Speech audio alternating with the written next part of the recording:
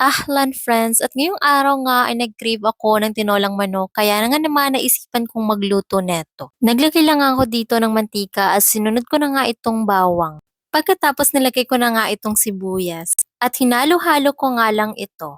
Kapag nagluluto nga ako, mas gusto ko na golden brown talaga yung bawang at sibuyas. Pagkatapos nilagay ko na nga rin itong luya. Isa ang tinola sa mga paborito nating mga Pinoy at hindi talaga nakakasawang kainin. Tulad nga nitong maulan, masarap humigop ng sabaw ng tinola.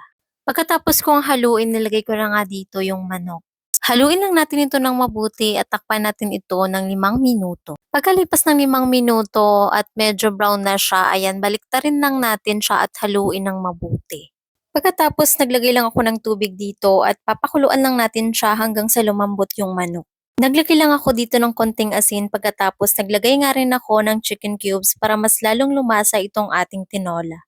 At nang kumulo na nga ito, sinunod ko na ngang nilagay itong hiniwa kong papaya. Takpan lang natin ito hanggang sa lumambot yung papaya at sa mga oras ganito, amoy na amoy ko na at ang bango-bango na neto. Pagkatapos, nilagay ko na nga itong dahon ng sili. Dahil nga meron pa kaming natira sa ref at ayan, luto na nga itong ating tinola. Sobrang sarap neto at kung matitikman nyo lang siguradong mapapawaw kayo.